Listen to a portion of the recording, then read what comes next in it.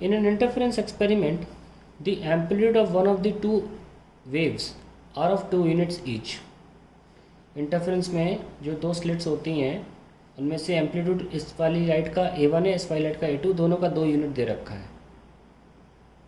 Calculate resultant amplitude at a point P in the interference pattern where the waves meet with a phase difference of 60 degree और path difference of lambda by 2.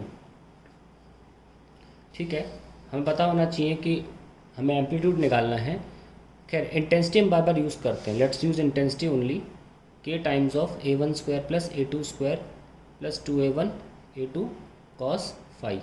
आप suddenly सोच रहे हैं k कहाँ से आ गया. ध्यान दें, इंटेंसिटी प्रोपोर्शनल टू एम्पलीट्यूड का स्क्वायर होता है. प्रोपोर्शनैलिटी का k है ये, और एम्पलीट्यूड का स्क्वायर जो है वो ये लिखा हुआ है a1 square plus a2 square plus 2a1 a2 cos phi. Theory में जाके डेरिवेशन चेक करें कि ए स्क्वायर ये कैसे आया. अभी सवाल के लिए मान लें ए स्क्वायर ये होता है, तो ए स्क्वायर निकाल लेते हैं. कितना है 2 का square 2 into 2 into 2 into cos. First case क्या था 0, तो ए स्क्वायर कितना आया 4 प्लस 2 2 ज़ा 4 2 ज़ा 8, दैट इज़ 16 यूनिट्स. एम्पलीट्यूड का स्क्वायर आया, तो एम्पलीट्यूड कितना आएगा 4. पूछा क्या है, calculate the resultant amplitude at a point P in the interference pattern with the waves meet at phase difference of 60. ओहो, 0 नहीं पूछा था, 60 पूछा था. मैंने अभी फेज डिफरेंस को 0 ले लिया. चलो 3 पार्ट बना लेंगे. और फिर क्या पूछा है, with the path difference of lambda by 2 consider interfering waves to be in phase initially. ठीक है, और कुछ नहीं है. तो अब हम 60 ले लेते हैं. चलिए सेकंड पार्ट 60 ले लेते हैं. तो ए स्क्वायर आ जाएगा 2 स्क्वायर प्लस 2 इंटू 2 कॉस 60.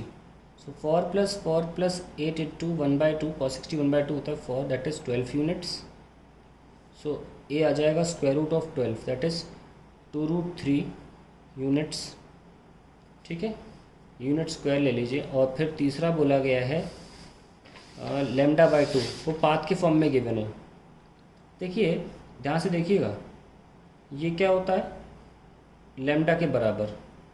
सबको पता है, थोड़ा बहुत तो पता ही होगा. ये क्या था, फिर बनाता हूँ, कोई दिखा नहीं होगा. लैम्डा के बराबर, और यहाँ से लेकर यहाँ तक कितना होता है 360 डिग्री, है ना. सबको साइन थीटा पता है. या बोल दीजिए आप 2 pi. 360 degree is equals to 2 pi radian. यानी कि हमने एक चीज़ सीखी है, लैम्डा कॉरेस्पॉन्ड्स टू 360 डिग्री या और 2 पाई रेडियन, है ना. तो lambda by 2 will corresponds to how much 180 degree और पाई रेडियन. ये आपको पता होना चाहिए कि लैम्डा से लैम्डा पाथ डिफरेंस होता है और रेडियन में या डिग्री में फेज डिफरेंस बोलते हैं. तो अब लैम्डा बाई 2 तो ठूस नहीं सकते फाई में तो फाई जाएगा, इसलिए आपको लैम्डा बाई 2 का 180 डालना ज़रूरी है.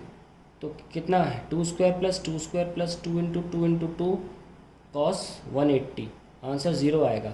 ये बिना सोचे भी सॉल्व कर सकते थे, क्योंकि जब भी आपका पाथ डिफरेंस लैम्डा बाई 2 होता है या फेज डिफरेंस 180, और अगर आपका A1 A2 बराबर है सस्टेन इंटरफेरेंस के लिए, तो आपको पिच ब्लैक आंसर आना चाहिए. मतलब एम्पलीट्यूड 0, इंटेंसिटी बिल्कुल 0. इसलिए हम बिना सोचे समझे भी इसको 0 लिख सकते थे. देख लीजिए आप, 4 प्लस 4 माइनस 8 इज़ 0, क्योंकि कॉस 180 -1 होता है. तो जब भी आपका फेज डिफरेंस 180 है या पाथ डिफरेंस लैम्डा बाई 2 है, और आपकी दोनों की एम्पलीट्यूड सेम है, आपकी इंटेंसिटी कभी भी नॉन ज़ीरो नहीं सकती. हमेशा एम्पलीट्यूड 0 होगा, हमेशा इंटेंसिटी 0 होगी. सॉल्व करने की आवश्यकता ही नहीं है.